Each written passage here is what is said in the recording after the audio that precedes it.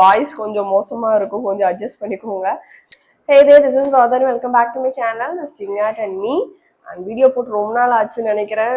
பேபிக்கு கோல்டு, அப்புறம் அதுக்கப்புறம் எனக்கு கோல்டு. இன்னுமே வந்து த்ரோட் சரி அவ்வளோ வாய்ஸ் கொஞ்சம் டிஃபர் இருக்கும். பட் ஸ்டில் இது ரொம்ப நாளாக பெண்டிங் வீடியோஸில் இருக்குது. எப்படியாவது இன்னைக்கு எடுத்துடணும்னு சொல்லி தான் நான் எடுத்துகிட்டு இருக்கேன். ஸோ இந்த வீடியோ ஃபுல்லாமே வந்து பார்த்தீங்கன்னா கவர்மெண்ட் அண்ட் ப்ரைவேட் வேக்சினேஷன் பற்றின அவேர்னஸ் அண்ட் என்னோட நாலேஜ் என்னென்ன இருக்குது அப்படிங்கிறத வந்து நான் ஷேர் பண்ணிக்கணும்னு நினச்சேன். So it's all about the vaccinations for babies. நான் ப்ரீவியஸ் வீடியோலேயே வந்து நான் சொல்லியிருந்திருப்பேன், என்னோட பேபிக்கு வந்து டங் டை ஹிஸ்ட்ரி இருந்துச்சு. ஸோ ஃபர்ஸ்ட்டு 1.5 மாதம் பார்த்தீங்கன்னா ஒரே அழுதுட்டு மட்டுமே தான் இருந்தால், சுத்தமாக தூக்கங்கிறது கிடையவே கிடையாது.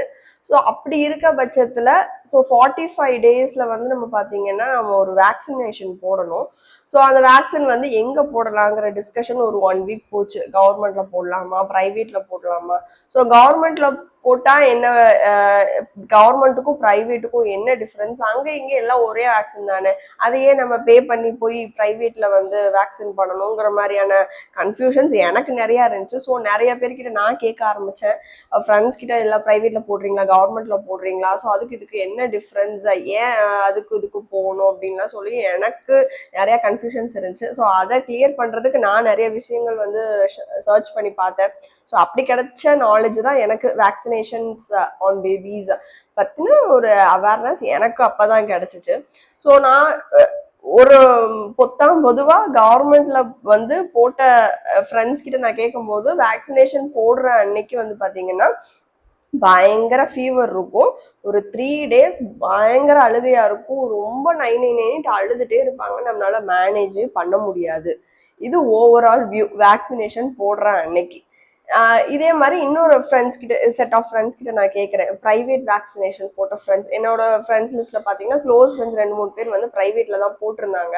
ஸோ அவங்க கிட்ட கேட்குறேன், அப்போ ப்ரைவேட்டில் வேக்சினேஷன்ஸ் போடலாமா, நீங்கள் என்ன சொல்கிறீங்கிற மாதிரி நான் கேட்கும்போது, ப்ரைவேட்டில் போடுறதுனா தாராளமாக நீ போடு, அதில் நிறையா பெனிஃபிட்ஸ் நமக்கு இருக்குது.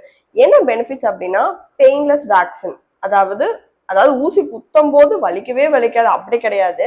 அந்த வேக்சின் ஊசி போடுற அப்போ அந்த ஒரு 2 மினிட்ஸ் அழுவாங்க, அவ்வளோதான். அதுக்கப்புறம் அந்த பெயின் சுத்தமாக இருக்காது. அண்ட் இன்னொரு ஆப்ஷன் என்னன்னா ஃபீவர்லெஸ் வேக்சின். நமக்கு ஃபீவர் வர்ற மாதிரி வேக்சின்ஸும் இருக்குது, ஃபீவர்லெஸ் வேக்சின், அதாவது ஃபீவரே வராமல் இருக்கிறதுக்கான வேக்சின்ஸும் நமக்கு இருக்குது. இப்படிங்கிற ஆப்ஷன்ஸ் எனக்கு நிறையா இருந்துச்சு. அப்போ இது நல்லா இருக்கு, ஆல்ரெடி அழுதுட்டு இருக்கான், வேக்சின் போட்டு வந்ததுக்கப்புறம் என்னால் மேனேஜே பண்ண முடியாது, கோ ஃபார் ப்ரைவேட். அமௌண்ட்டு பற்றி பிரச்சனை இல்லை, will go for private vaccination. நமக்கு வந்து பேபி வந்து அழுகாமல் நைன்னு இல்லாமல் எப்பயும் போல இருந்தாலே போதும், அமௌண்ட் வந்து பிரச்சனை இல்லை, அமௌண்ட் போனாலும் பரவாயில்ல, நம்ம ப்ரைவேட்டில் போய்க்கலான்னு சொல்லி நாங்கள் டிசைட் பண்ணிட்டோம். ஸோ நாங்கள் இப்படி தான் வந்து கவர்மெண்ட் வேக்சினேஷன்ஸ் வேணால் நம்ம ப்ரைவேட்லேயே போய் போட்டுக்கலாம் அப்படிங்கிற ஒரு விஷயத்துக்கு நாங்கள் வந்தோம். அப்புறம் நெக்ஸ்ட் வந்து அமௌண்ட் எவ்வளோ ஆகும்னு கண்டிப்பாக நம்ம கேட்டுட்டு தான் போனோன்னே எவ்வளோ ஆனாலும் பரவாயில்லன்ட்டுலாம் போக முடியாது. ஸோ அமௌண்ட் ஓரளவுக்கு நான் வந்து கேட்க ஆரம்பிச்சப்போ அவங்க சொன்ன அமௌண்ட் ஓகேவா தான் இருந்தது. அப்படிங்கிற பட்சத்தில் நான் வந்து ப்ரைவேட் வேக்சினேஷன்ஸ்க்கே நான் போயிட்டேன். அப்புறம் தான் வந்து நிறைய விஷயங்கள் எனக்கு தெரிய ஆரம்பிச்சிச்சு. நம்ம வந்து கவர்மெண்ட்ல வந்து வேக்சினேஷன்ஸ் இருக்கிறத தவிர ப்ரைவேட்லயும் நமக்கு வந்து எக்ஸ்ட்ரா நிறைய வேக்சின்ஸ் இருக்கு, விச் இஸ் வெரி இம்பார்ட்டன்ட். அதுவும் நமக்கு வந்து கண்டிப்பா தேவைப்படுங்கிற பட்சத்துல ப்ரைவேட் வேக்சினேஷன்ஸும் வந்து இம்பார்ட்டன்ட் தான். அதாவது கவர்மெண்ட்ல போட்டது போக எக்ஸ்ட்ரா வேக்சின்ஸ் வந்து பாத்தீங்கன்னா ப்ரைவேட்ல நமக்கு அவைலபிளா இருக்கு. ஸோ அதுவும் வந்து கண்டிப்பா தேவை அப்படிங்கிற மாதிரி டாக்டர் வந்து நிறைய எனக்கு சொன்னாங்க. அண்ட் வேக்சினேஷன்ஸ் பற்றி பேசணும்னா ஃபர்ஸ்ட் வந்து நம்ம பேபி எந்த ஹாஸ்பிட்டலில் பிறந்தாலும் சரி, கவர்மெண்ட்டாக இருந்தாலும் சரி, ப்ரைவேட்டாக இருந்தாலும், பிறந்த உடனே ஒரு 3 இன்ஜெக்ஷன்ஸ் வந்து எந்த ஹாஸ்பிட்டலில் பேபி இருக்காங்களோ பர்த் ஆனதுக்கு அப்புறமே இந்த வேக்சின்ஸ் எல்லாமே கண்டிப்பாக போட்டுருவாங்க. BCG, OPV, ஹெப்பாட்டிட்டிஸ் B1, அதாவது தோல் ஊசி ஒரு டிபி ப்ரிவென்ஷனுக்கான ஒரு வேக்சின், போலியோ அண்ட் மஞ்சக்காமாலை. ஸோ இந்த 3மே வந்து பார்த்தீங்கன்னா எந்த ஹாஸ்பிட்டலில் இருந்தாலுமே பிறந்த உடனே பேபிஸ்க்கு போடுற ஃபர்ஸ்ட் வேக்சின் இதுவாக தான் இருக்கும். ஸோ இது போக 1.5 மாதம், 2.5 மாதம், 3.5 மாதம். ஸோ இந்த கேப்ல வந்து பார்த்தீங்கன்னா கண்டினியூஸாக நமக்கு வந்து ஒரு 3 வேக்சின்ஸ் வந்து இருக்கும். ஃபர்ஸ்ட் பிறந்த உடனே போட்ட வேக்சின்ஸ்க்கு அடுத்து நம்ம போக வேண்டியது வந்து 45th டேல வந்து கூட்டிட்டு போகணும். அப்ப வந்து பாத்தீங்கன்னா பேபிக்கு வந்து ஃபர்ஸ்ட் கூட்டிட்டு போறீங்க வாட் எவர் எந்த ஹாஸ்பிட்டலா இருந்தாலும் சரி, கவர்மெண்டா இருந்தாலும் பிரைவேட்டா இருந்தாலுமே நாங்க பிரைவேட் தான் போனோம். ஸோ போனப்ப வந்து டாக்டர்ஸ் வந்து ஃபர்ஸ்ட் டைம் நாங்கள் அப்போ தானே வேக்சின் போட போகிறோம். ஸோ டாக்டர் வந்து எனக்கு எக்ஸ்பிளைன் பண்ணுறாங்க, இந்த வேக்சின் நான் வந்து போட போகிறேன். இது வந்து ஆக்சுவலாக டாக்டர் வந்து எனக்கு இந்த வேக்சின் வந்து இத்தனை பர்சன்டேஜ் வந்து ஒர்க் ஆகும், இத்தனை பர்சன்டேஜ் வந்து ஒர்க் ஆகும்னு சொல்லி ஒரு 3 ஆப்ஷன்ஸ் காமிக்கிறாங்க. 3 ஆப்ஷனும் காமிச்சு இந்த பர்சன்டேஜ் இருந்தால் இந்த ரேட், இந்த பர்சன்டேஜ் இருந்தா இந்த ரேட்டுன்னு சொல்லி எனக்கு இந்த ரேட் உங்களுக்கு நீங்க எதை ப்ரிஃபர் பண்றீங்க அப்படின்னு சொல்லி என்கிட்ட தான் கேட்டாங்க. அது போக நான் வந்து இந்த பர்சன்டேஜ்ல இருக்க ஒரு வேக்சினை தான் நான் சஜஸ்ட் பண்றேன், நீங்க it's all up to you, நீங்க எதை சூஸ் பண்றீங்க அப்படிங்கிற மாதிரி எல்லாம் நிறைய டிஸ்கஷன் ஃபர்ஸ்ட் டே வந்து வேக்சின் போடுறப்போ போச்சு. ஸோ நாங்கள் வந்து இந்த வேக்சின் ஓகே அப்படிங்கிற மாதிரி நாங்கள் வந்து கேட்டோம். அப்புறம் டாக்டர் கேட்டது வந்து ஃபீவர்லெஸ் வேணுமா இல்லை ஃபீவர் வர்ற வேக்சின் வேணுமான்னு கேட்டாங்க. நான் வந்து உடனே யோசிக்கவே இல்லை, எனக்கு ஃபீவர்லெஸ் வேக்சினே போட்டுருங்க அப்படின்னு சொல்லிட்டோம்.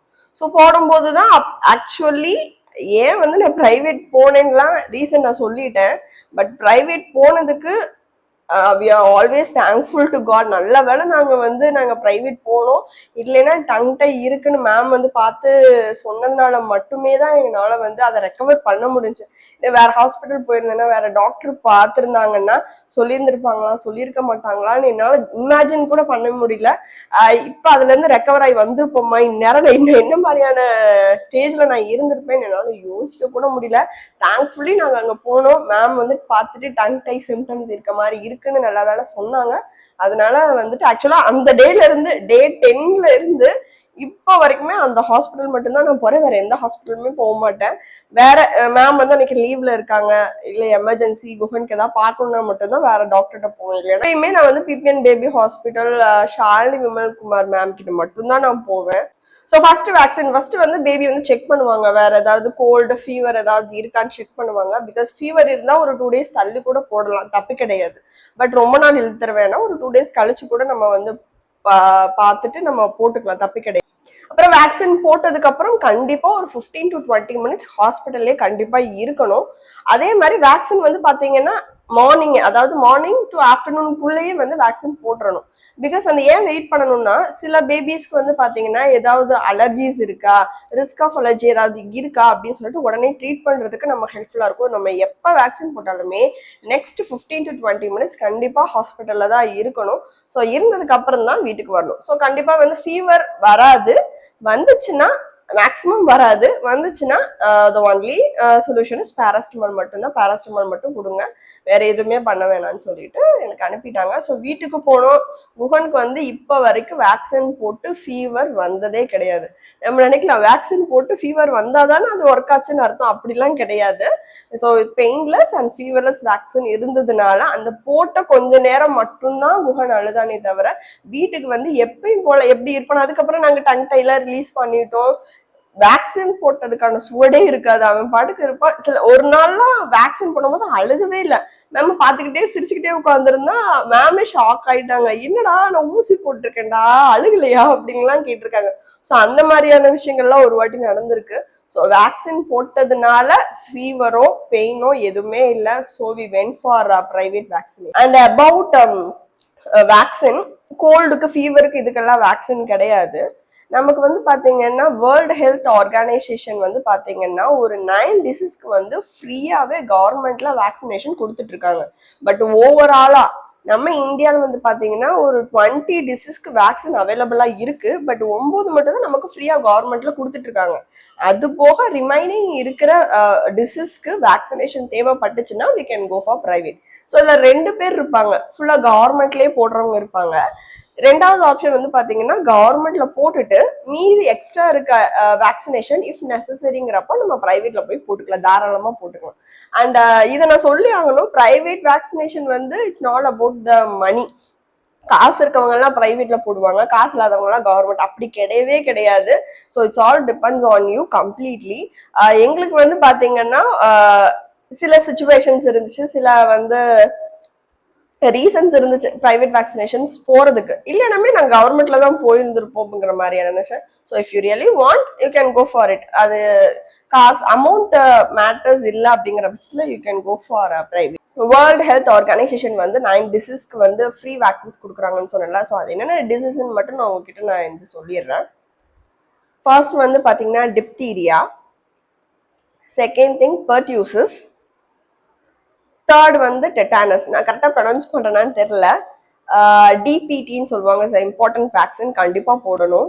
அண்ட் ஃபோர்த் வந்து பார்த்தீங்கன்னா ஹெப்பாடைட்டிஸ் பி. நெக்ஸ்ட் வந்து பார்த்தீங்கன்னா ஹிப், அது போக போலியோ, பிசிஜி, மெசல்ஸ், ருபெல்லா, ரோட்டா வைரஸ். ஸோ இந்த மாதிரியான 9 டிசீஸ்க்கு வந்து பார்த்தீங்கன்னா ஃப்ரீயாகவே கவர்மெண்ட்ல கம்பல்சரியாக போட சொல்லி கொடுத்துருக்க வேக்சின்ஸ். இது போக பிரைவேட்ல அப்படி என்னதான் எக்ஸ்ட்ரா இருக்கு அப்படிங்கறத நெக்ஸ்ட் பார்த்துக்க. ஃபர்ஸ்ட் திங் வந்து பாத்தீங்கன்னா நியூமனோகாக்கஸ், அதாவது மூளை காய்ச்சல், அதுக்கான வேக்சின் வந்து பிரைவேட்ல நமக்கு அவைலபிளா இருக்கு. செகண்ட் திங்ஸ் வந்து மம்ஸ், அதாவது மண்ணாங்கட்டி, வந்து பாத்தீங்கன்னா வெர்சலா, அதாவது சிக்கன் பாக்ஸ். ஃபோர்த் வந்து hepatitis A and then typhoid and then flu vaccine அவைலபிளா இருக்கு நமக்கு.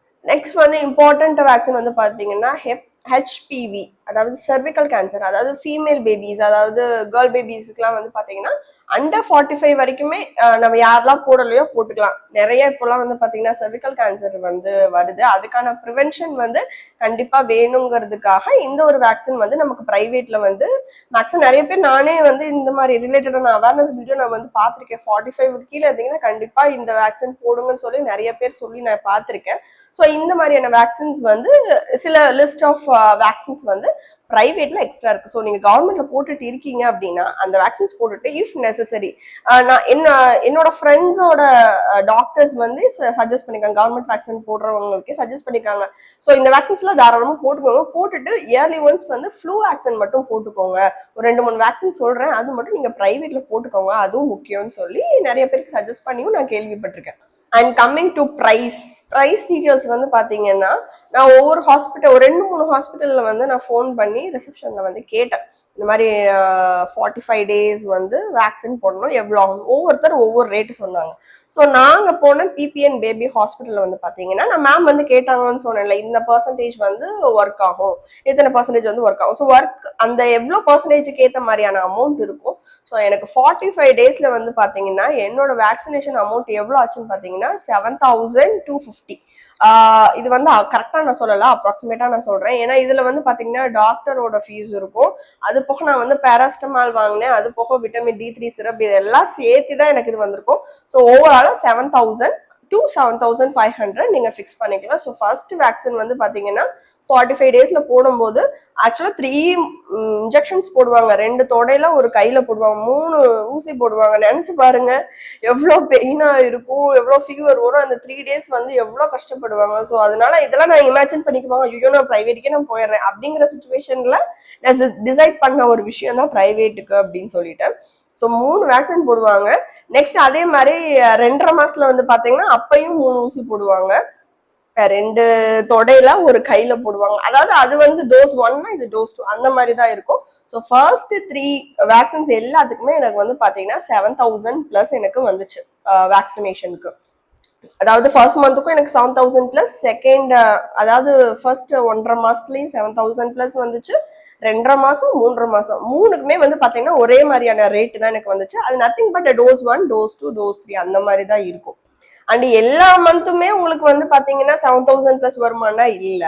I show you. ஆக்சுவலா இதுதான் வந்து நாங்க பாக்குற ஹாஸ்பிட்டல், பிபிஎன் பேபி ஹாஸ்பிட்டல். நீங்க வந்துட்டு ரெகுலரா ஒரு 2 to 3 டைம்ஸ் அவங்க கிட்டே போனீங்கன்னா உங்களுக்கு ஃபைல் போட்டு கொடுத்துருவாங்க.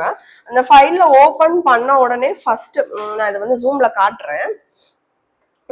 உங்களுக்கு வந்து இந்த சார்ட் வந்து இருக்கும். ஸோ இத்தனை வேக்சின்ஸ் நாங்க போட்டிருக்கோம். நான் இதெல்லாமே ஜூம்ல காட்டுறேன்.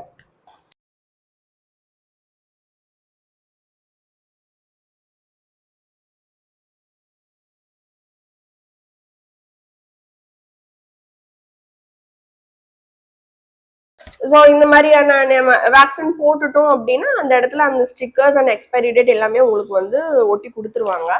இதுல வந்து பாத்தீங்கன்னா எனக்கு ஃபர்ஸ்ட் 3 மந்த்ஸ் சொன்ன மாதிரி எனக்கு 7,000 வந்துச்சு. அதுக்கடுத்து பாத்தீங்கன்னா சில மந்த்துக்கு வந்து பாத்தீங்கன்னா எனக்கு 2,000 தான் வந்துச்சு. அதாவது டைஃபாய்டு டோஸ் 1 போடும்போது எனக்கு அது வந்து ஒரு 10 to 12 மந்த்ஸ், அதாவது 10 மந்த்ஸ்ல போடுற ஒரு வேக்சின். அதுக்கு வந்து பாத்தீங்கன்னா எனக்கு 2,590, அதாவது 2,600 எனக்கு ஆச்சு. அதே மாதிரி எனக்கு 15 மந்த்ல வந்து பாத்தீங்கன்னா எனக்கு 5,900 ஆச்சு. ஸோ ஒவ்வொரு வேக்சினும் டிஃபர் ஆகும். சில வேக்சின் எனக்கு வந்து 3000 ஆச்சு, சில வேக்சின் எனக்கு 5000 ஆச்சு.